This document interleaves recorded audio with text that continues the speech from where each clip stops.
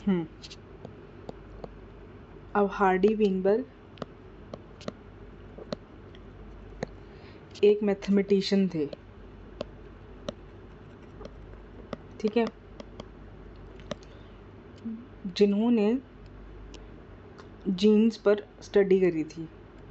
तो इन्होंने ये कहा था कि जो जीन पूल होता है ना, उसका पहली बात तो रेशियो कांस्टेंट होता है। जैसे बहुत लेमन टर्म में अगर मैं बताऊं, रेशियो कांस्टेंट होता है का मतलब है कि अगर एक जीन पूल है जिसमें हेयर कलर का रेशियो ब्लैक और ब्राउन का रेशियो लेट्स सपोज 2:1 है, तो इन्होंने ये कहा है कि नेक्स्ट जनरेशन्स में भी यही रेशियो रहेगा। ठीक है, जीन पूल की फ्रीक्वेंसी और जीन पूल का रेशियो या फिर इसको फ्रीक्वेंसी बोल सकते हो, बेटर वर्ड यहाँ पे हो गया, जीन फ्रीक्वेंसी कांस्टेंट रहती है। ठीक है, जीन फ्रीक्वेंसी मतलब कौन जीन अपने आप को कितनी बार एक्सप्रेस कर रहा है, इसको बोलते हैं फ्रीक्वेंसी। ठीक है, जीन की फ्रीक्वेंसी कांस्टेंट रहती है। ठीक है, दूसरी बात इन्होंने इम्पोर्टेंट ये कही कि देखो, gene and genotype frequency remains constant after generations. अब दूसरी बात इन्होंने ये कही, कब कांस्टेंट रहता है, जब मेंडेलियन पॉपुलेशन हो। मेंडेलियन पॉपुलेशन क्या होती है? मेंडेलियन पॉपुलेशन क्या होती है? लास्ट क्लास में बताया था हमने।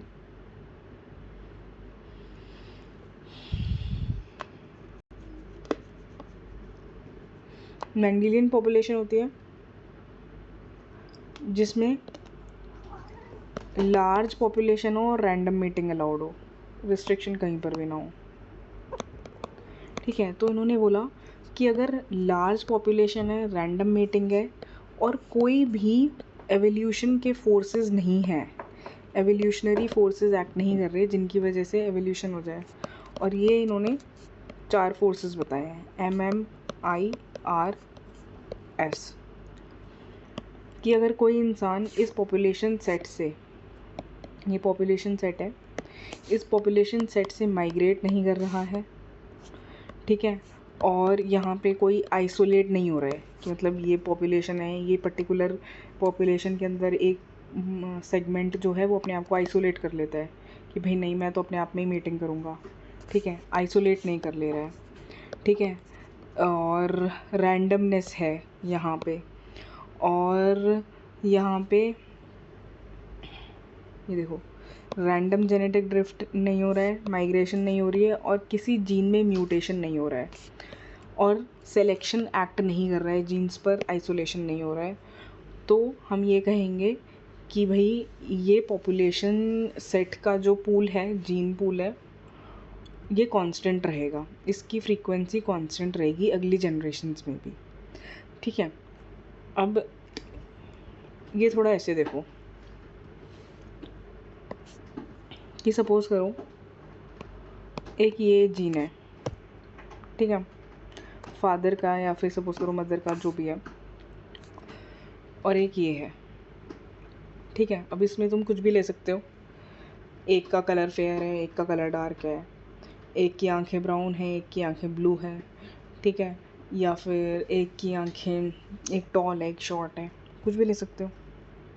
ठीक है, इनकी मेटिंग के बाद क्या क्या पॉसिबिलिटी बनती है? ये डिसजंक्शन होगा यहाँ पे, और ऑफस्प्रिंग कैसे प्रोड्यूस होंगे, यहाँ पे देखते हैं ऑफस्प्रिंग कैसे प्रोड्यूस होंगे।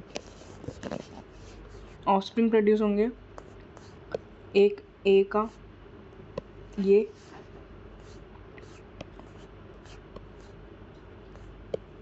ए, ठीक है, दोबारा से ए, ठीक है,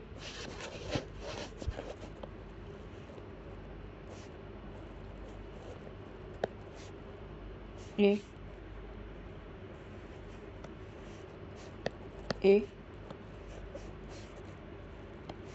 ए, ठीक है, ये एक पॉसिबिलिटी हो सकती है कि यहाँ पर 4 AA आ रहे हैं, ठीक है। ये देखो यहाँ पर 4 AA आ रहे हैं, बट अगर नॉन डिसजंक्शन है, सपोज करो कि इसका कोई आए ना, नॉन डिसजंक्शन हो गया, तो डबल ए भी आ जाएगा और सिंगल एज भी आ जाएंगे। कुछ पॉपुलेशन ये रहेगी, कुछ ये रहेगी, कुछ ये रहेगी, ठीक है। अब इसका एक पर्टिकुलर सेट बन जाएगा। फॉर एग्ज़ाम्पल यहाँ पे देखो, फॉर एग्ज़ाम्पल इनका सेट कुछ इस तरह से बनेगा कि 25% एक्सट्रीम्स के एलील्स होंगे और 50% सेंटर का एलील होगा, ठीक है। जनरली यही रेशियो बनता है। तो हार्डी विनबर्ग का लॉ क्या कहता है? इसको हम लॉ ऑफ जेनेटिक इक्विलिब्रियम भी कहते हैं। लॉ ऑफ जेनेटिक इक्विलिब्रियम क्यों कह रहे हैं हम? क्योंकि इसको नाम से ही याद कर लो कि जीन्स का, वो ये कहना चाहते हैं जीन्स की फ्रीक्वेंसी का इक्विलिब्रियम बना रहेगा गिवन कि ये कंडीशंस नहीं एक्ट कर रही हैं, ये कंडीशंस नहीं एक्ट कर रही हैं और पॉपुलेशन लार्ज है और रैंडम मीटिंग हो रही है, ठीक है। अब ये हम क्यों पढ़ रहे हैं? हार्डी विनबर्ग ने तो कह दिया कि भाई अगर ये फोर्सेस एक्ट नहीं करते, कोई माइग्रेट नहीं कर रहा, कोई आइसोलेट नहीं कर रहा, कोई रैंडम जेनेटिक ड्रिफ्ट नहीं हो रहा, तो जीन पूल सेम रहेगा, जीन पूल की फ्रीक्वेंसी सेम रहेगी। अब नेक्स्ट हमारी स्टेप है, हम हार्डी विनबर्ग को क्यों पढ़ रहे हैं? क्योंकि अब हमें पढ़ना है प्रॉपर तरीके से कि क्या क्या फैक्टर्स फिर म्यूटेशन ड्राइव कर सकते हैं, क्या क्या फैक्टर्स जीन पूल की फ्रीक्वेंसी को चेंज कर सकते हैं। कौन से फैक्टर्स चेंज कर सकते हैं? ऑब्वियसली जो इन्होंने कहा है कि नहीं करेंगे, वही फैक्टर्स चेंज करेंगे कि अगर पॉपुलेशन लार्ज ना हो, रैंडम मेटिंग ना हो, म्यूटेशन हो रहा है, माइग्रेशन हो रहा है, लोग इधर से उधर जा रहे हैं, लोग यूएस से इंडिया में आ रहे हैं, इंडिया से यूएस, तो वहाँ पे रैंडम मेटिंग हो रही है, ऑफस्प्रिंग्स प्रोड्यूस हो रहे हैं, वहाँ पे जीन पूल चेंज हो रहे हैं ना। तो अब हमें ये लॉ किस लिए पढ़ना था? क्योंकि अब इस लॉ के एक्सेप्शंस में हम सारे फैक्टर्स पढ़ेंगे जिससे म्यूटेशन हो रहा है और क्यों हो रहा है, और म्यूटेशन से क्या बेटरमेंट हो रहा है, इंसान का क्या बेटरमेंट हो रहा है, इंसान एक अच्छी डायरेक्शन में कैसे इवॉल्व हो रहा है, इंसान की हेल्थ, इंसान की फ़िज़िकल हेल्थ, इंसान की बायोलॉजिकल हेल्थ कैसे इम्प्रूव हो रही है, ठीक है। तो अब हम एक एक करके ये सारे फैक्टर्स पढ़ेंगे कि अगर ये होगा, ये सारे फैक्टर्स होंगे, एग्जिस्ट करेंगे, तो म्यूटेशन कैसे अफेक्ट होगा, ठीक है, ह्यूमन एवोल्यूशन कैसे होगा, ठीक है।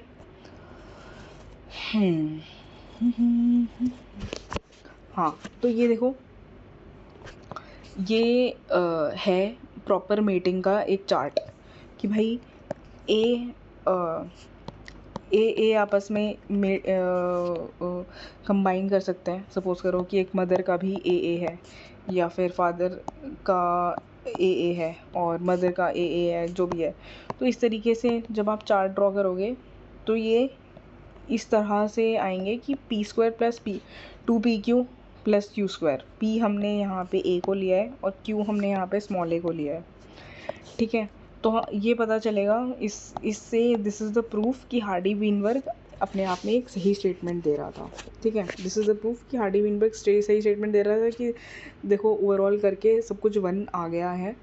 तो what Hardy Weinberg was trying to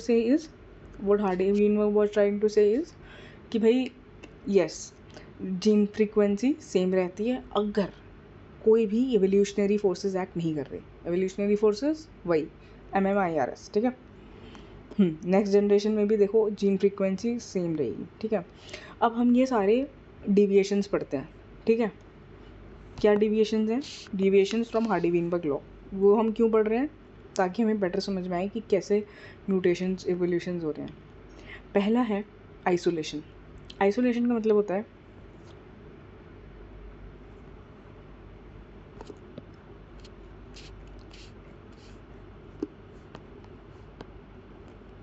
suppose करो ये हिमालयाज़ हैं, ये माउंटेन्स हैं, ठीक है, माउंटेन्स हैं।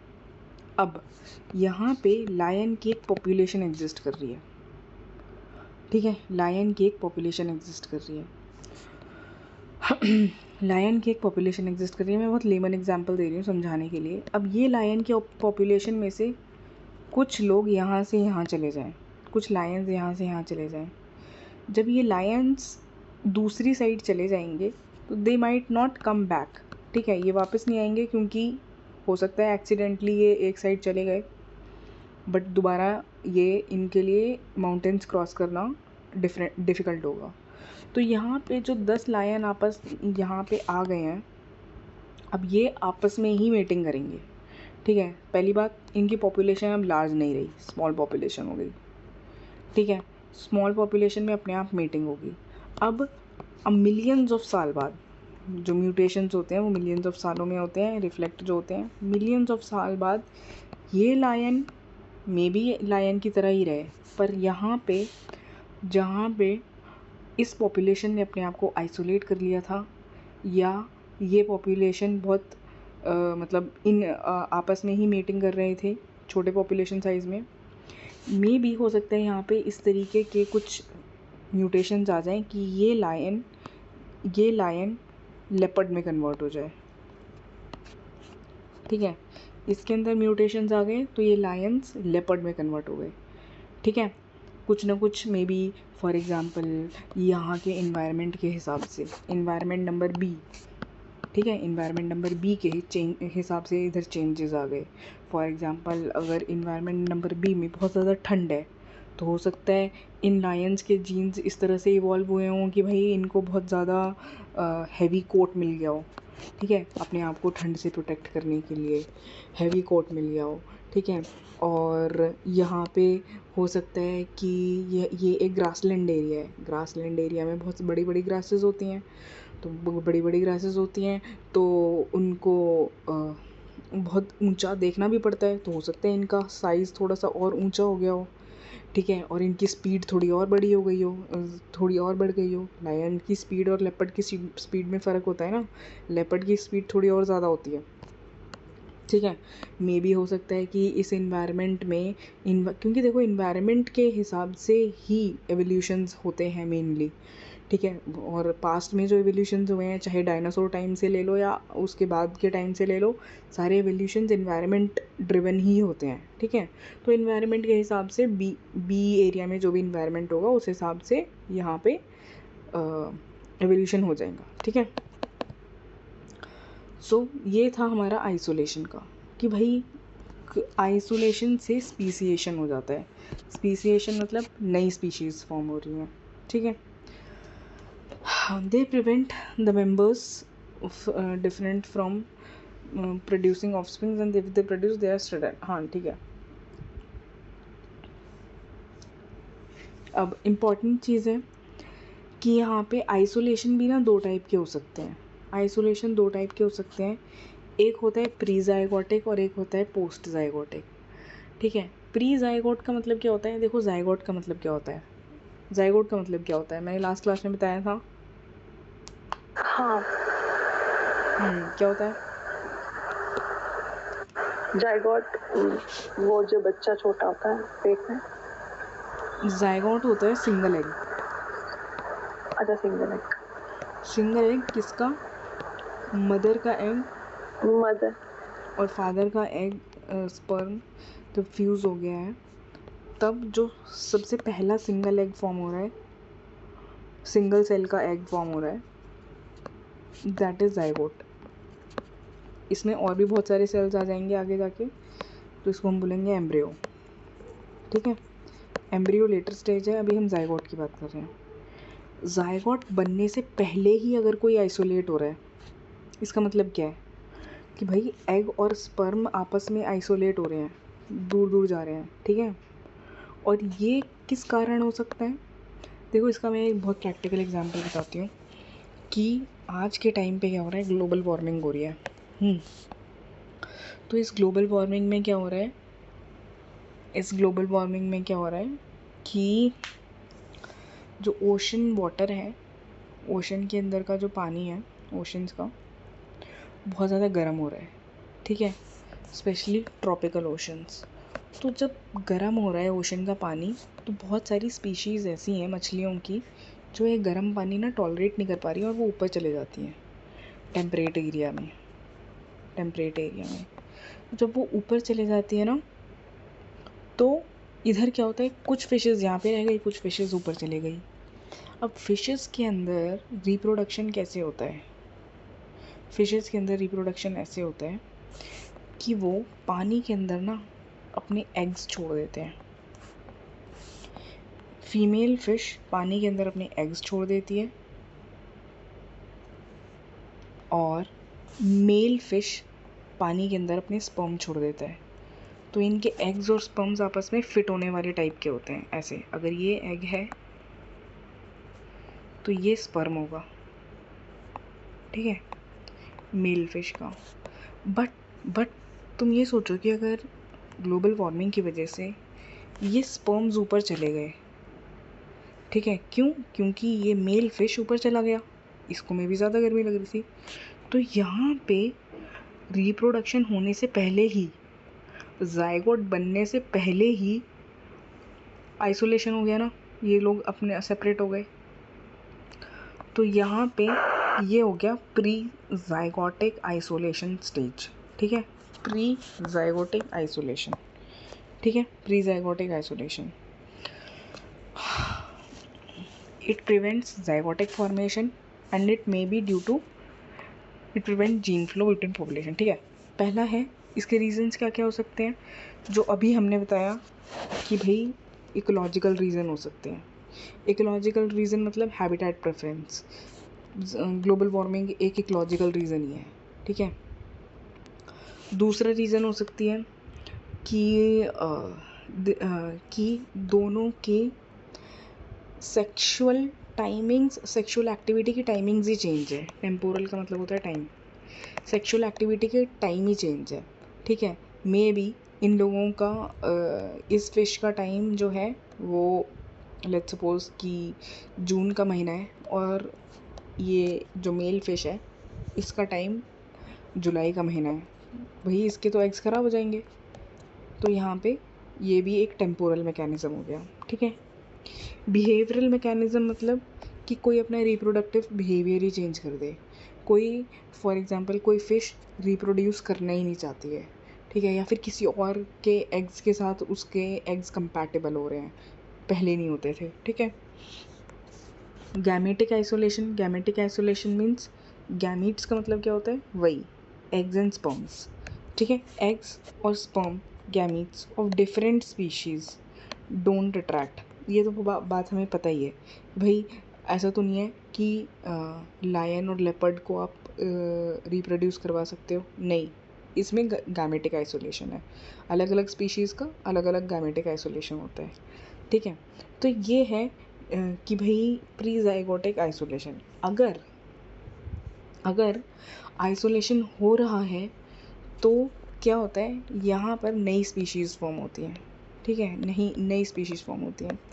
क्योंकि ये कब तक चलेगा कि ये स्पीशी अपने एग्स रिप्रोड्यूस ही नहीं करवा रही है, इसके एग्स वेस्ट जा रहे हैं, इस मछली के एग्स वेस्ट जा रहे हैं, ये ऐसा होने नहीं देगी, ठीक है, और ना ही नेचर ऐसा होने देगा।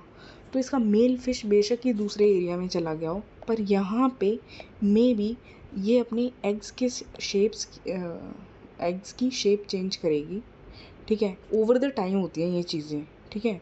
देखो हम मंकी से जानवर इंसान कैसे बने, हम बंदर से इंसान कैसे बने, हमारे पास इतनी अच्छी स्पीकिंग कैपेबिलिटी, इतनी अच्छी वॉकिंग, इतना अच्छा ब्रेन कैसे आया, क्योंकि हमने अपने आप को फोर्स किया है। We humans have forced over the time to develop our self into a best self, है ना। तो यही सेम इस मछली के साथ होगा।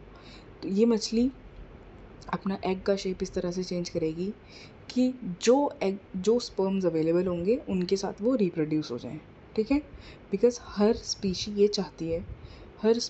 चाहती है कि वो ऑफस्प्रिंग प्रोड्यूस करे, रिप्रोड्यूस करे और अपनी स्पीशीज़ को आगे लेकर जाए, ठीक है। So here this fish is also going to do the same, ठीक है। अब ये जब ऐसा करेगी तो क्या मैं ये बोल सकती हूँ यहाँ पे एक नई स्पीशी क्रिएट हो जाएगी, ठीक है, क्योंकि बिकॉज ये स्पीशी थोड़ी सी डिफरेंट थी फिश की, ये थोड़ी सी डिफरेंट थी, इन्होंने मेटिंग की, एक नई स्पीशी हो गई, इसी को हम बोलते हैं स्पीसिएशन।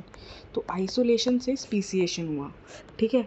जैसा मैंने तुम्हें एक एग्जांपल लायन और लेपर्ड का बताया था, ये भी एक स्पीसिएशन ही है। लायन से कोई लेपर्ड में कन्वर्ट हुआ, क्यों? क्योंकि यहाँ पे लायन की कहीं किसी बहुत पुराने टाइम में लायन की पॉपुलेशन आइसोलेट हो गई थी, कुछ पॉपुलेशन आइसोलेट हो गई थी, छोटी पॉपुलेशन में ज़्यादा ब्रीडिंग हो रही थी, तो ये एक नई पॉपुलेशन बन गई लेपर्ड की, ठीक है। ये था।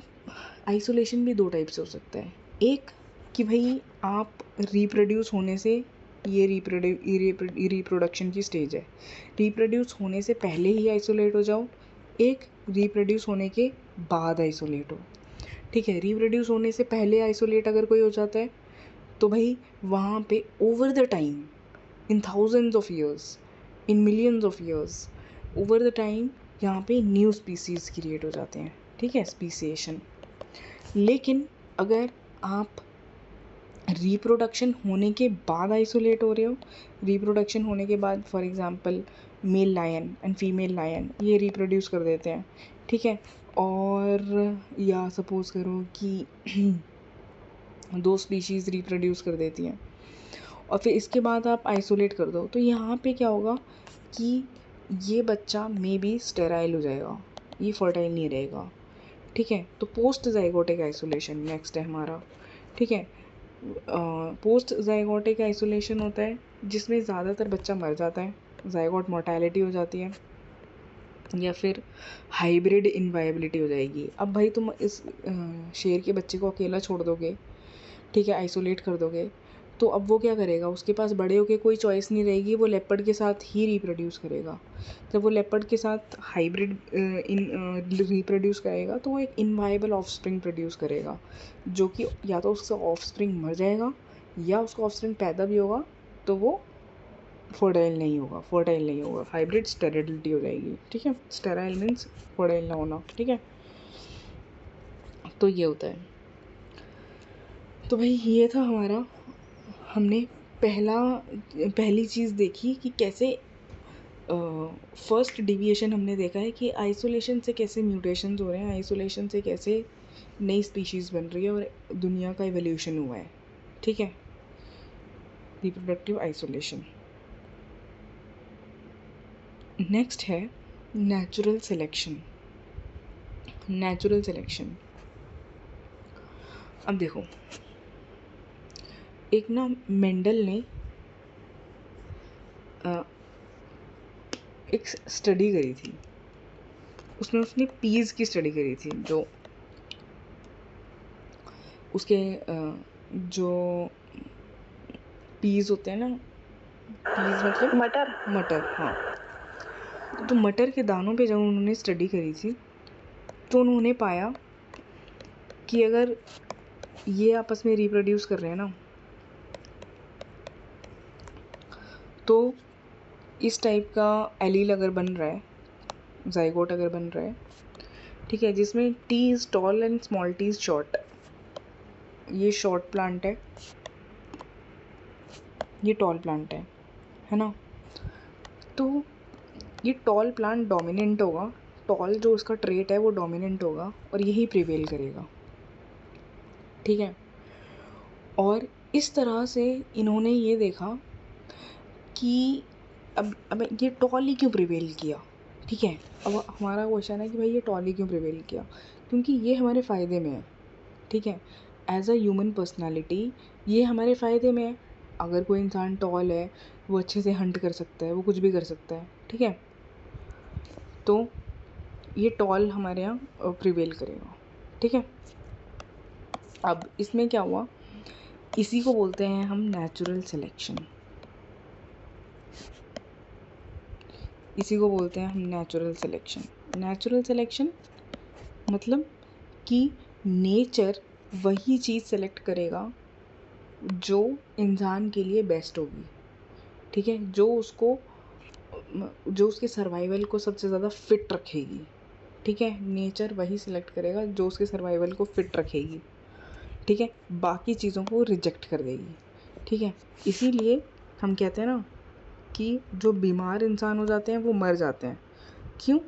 क्योंकि नेचर उनको अलाउ नहीं कर रहा सर्वाइव करने के लिए, इसलिए बोलते हैं survival of the fittest. Nature only allows only the fittest person to survive, ठीक है। और इसी को हम बोलते हैं कि नेचर का सिलेक्शन है, ये नेचर इज सेलेक्टिंग, तो ये इसको बोलते हैं नेचुरल सिलेक्शन टेक्निक, ठीक है। अब देखो नेचुरल सिलेक्शन जो है वो भी दो टाइप्स का हो सकता है। First is gametic selection. Natural selection भी दो टाइप्स पे हो सकता है। पहला है कि भाई रिप्रोड्यूस होने से पहले, और दूसरा है रिप्रोडक्शन के बाद, ठीक है। तो रिप्रोडक्शन से पहले का जो सिलेक्शन है उसमें हम क्या करेंगे, उसका एग्ज़ाम्पल देखो। उसका सबसे अच्छा एग्ज़ाम्पल तो ये है कि भाई देखो, जब रिप्रोडक्शन हो रहा होता है तो उसमें एग एक होता है और जो स्पर्म्स होते हैं वो अराउंड 500 मिलियन टाइम स्पर्म्स होते हैं। बट इसमें से सिर्फ एक ही स्पर्म होता है जो यहाँ पे आके फ्यूज़ करता है और जाइगोट बनाता है। वो एक स्पर्म ही क्यों गया, this is very fine example of pre stage, मतलब प्री जाइगोटिक स्टेज का या फिर गैमीट्स के स्टेज का नेचुरल सिलेक्शन।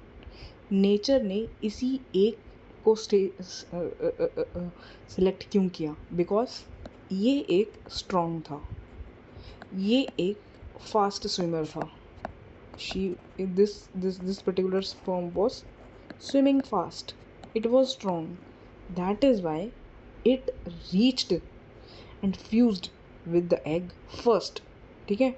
बाकी सारे तो फिर एक ही एग होता है भाई, बाकी सारे फेल हो गए फिर।